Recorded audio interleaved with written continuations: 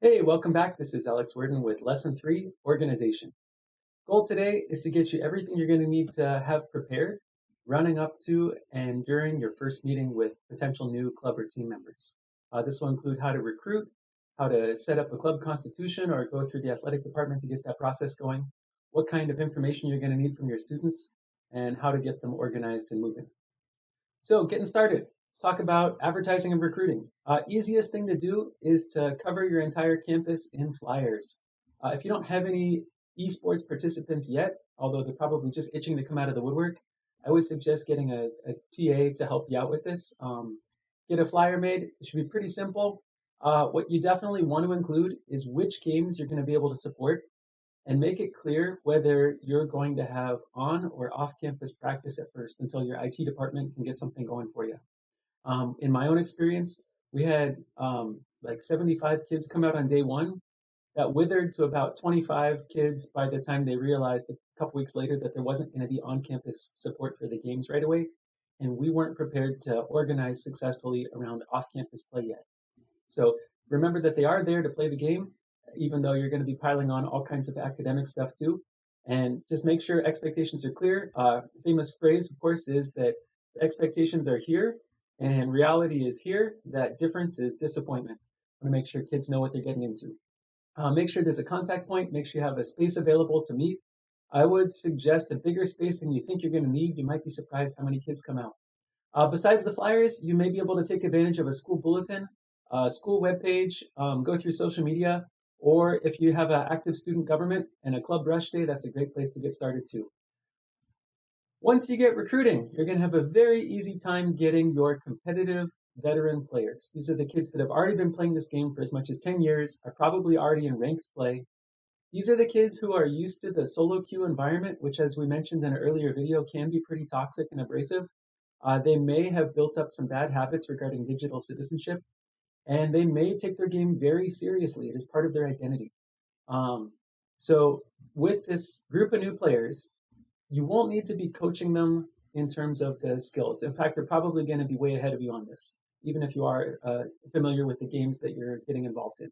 What you need to do is make sure that you manage the intensity and set some clear expectations around what it means to be on a team, what good team communication looks like. They may not be used to that yet. The idea that it's about the team winning and not the individual. In solo play, it's often about the individual player's stats, even if that sometimes comes at the expense of the team.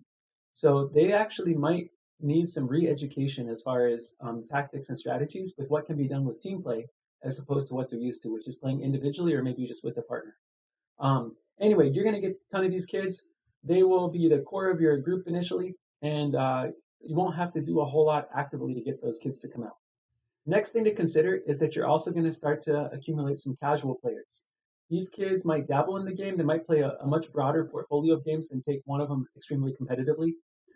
It's important that the kids are able to access your space, especially if you're a club team, not necessarily a sports team. And then make sure that they have a role and they have something they can contribute to the club, even if they're not your top players. So make it clear, depending on how you're structured, that there may only be tryouts with cutout, cuts for the top teams, and that these kids might not be involved in your main tournaments, but that you can host your own internal tournaments. You can still have them be part of scrimmages. You can have them be analysts or video reviewers, and you can have them run the day-to-day operations of the club. These kids are typically not there every single practice in my experience so far. They kind of come and go, but they make up over half of my members. So again, you won't have to do a ton to recruit these kids. There are also kids that play a variety of games, but haven't necessarily considered the one that you're offering.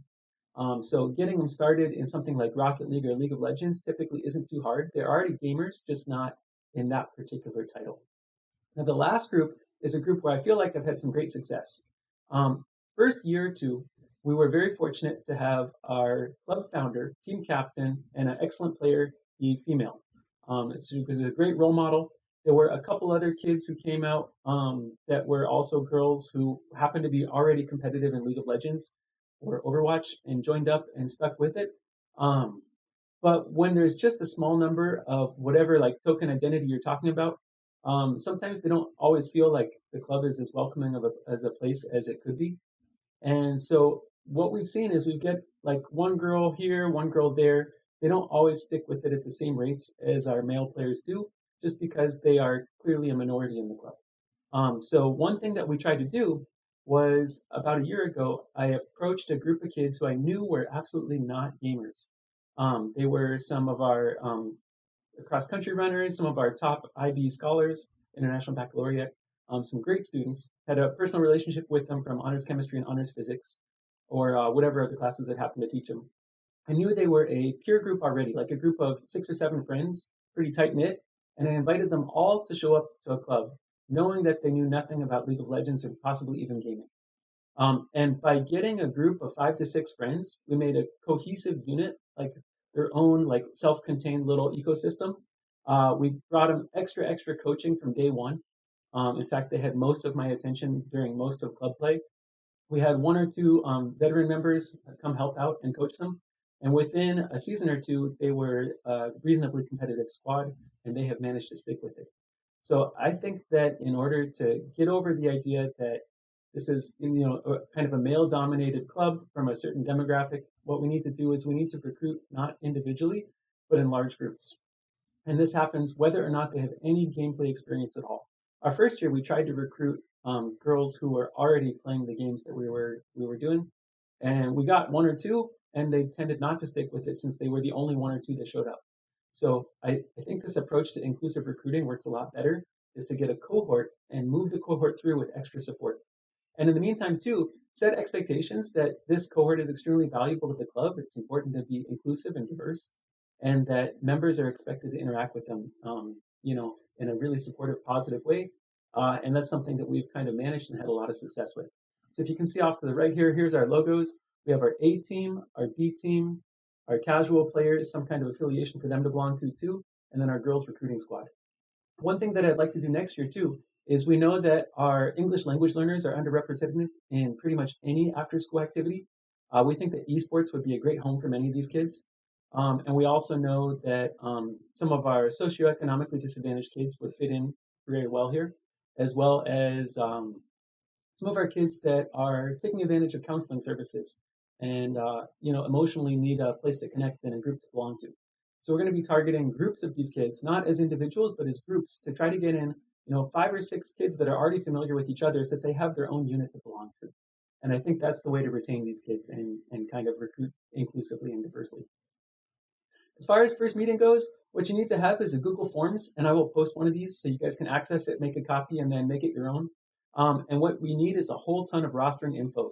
You want to get this done all at once up front and have it all in one document so you can access it easily for whatever leagues you're rostering kids up to throughout their different web interfaces.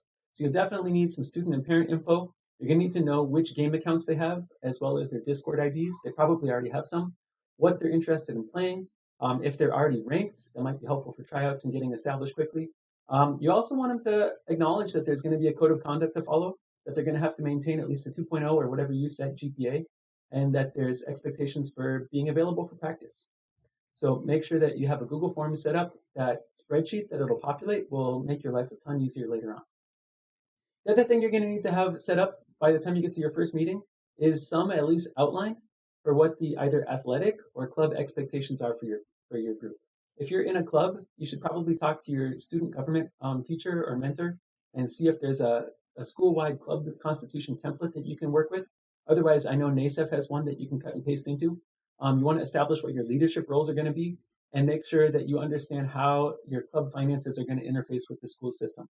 And each league, in addition, NASEF, Play versus HSEL, they each have their own code of conduct too that you want to have on hand so that you can review with kids so that they're very clear. This is different than what they've been doing on their own at home alone.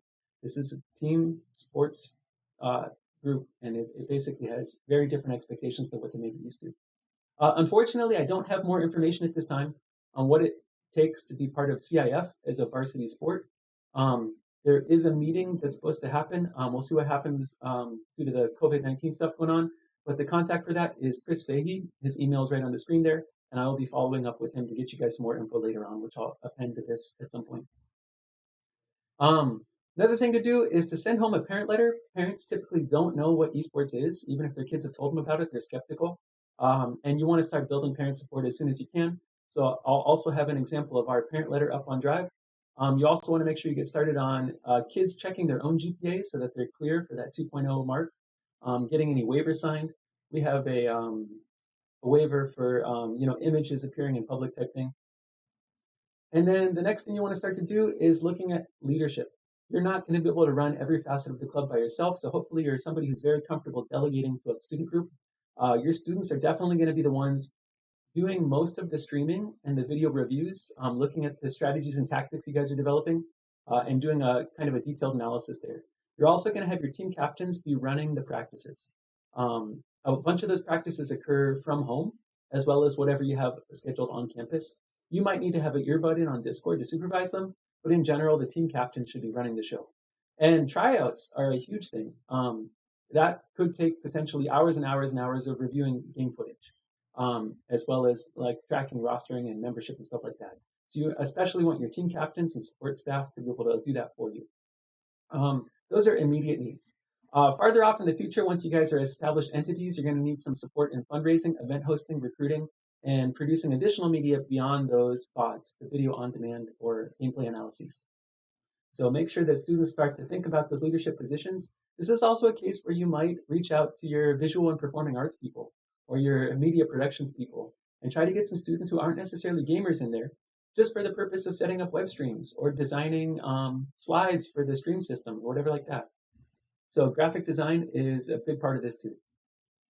As far as tryouts go, what I would suggest, and take this with a grain of salt, is that because your student leadership is going to have to be running the team practices for the most part, that reliability, punctuality, and ability to communicate as a team clearly and appropriately are as important as actual game knowledge and game skill.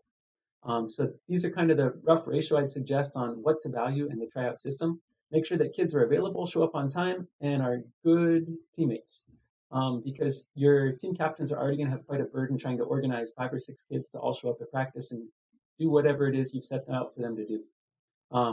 And again, you don't have time to do all this yourself. You need reliable students in your top teams. One other thing I found is that with my old cross country and track and field athletes, when they signed up for the whole season. My esports scholar gamers, they tend to come and go a little bit more than that. They might not be quite as reliable as conventional athletes. And because of that, when you roster them up and register them for play versus, and it costs you $64 per kid per season, you want to make sure that you've got a committed group when you do that and when you basically spend that money.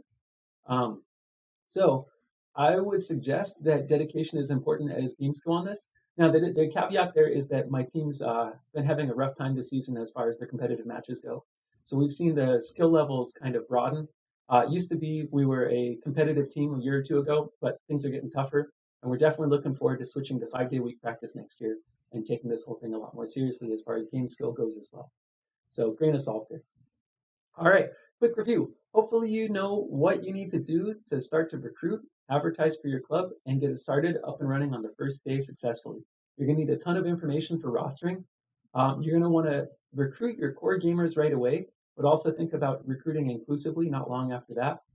And then you're going to have to start to establish the club's code of conduct in line with the leagues you're affiliated with, as well as make sure that you're following all the rules for your athletic department or student government, and getting those documents built, getting information out to parents, and getting waivers signed. All right, I'll see you guys again soon. And please check out the website for some examples of those documents. I'm going to post a bunch of stuff. You guys are welcome to make a copy of it and then turn that document into your own. Hopefully I save you a bunch of time in the process. And if you need access for that and don't already have it for some reason, just please send me a quick email. I'll make sure to share that directly with you.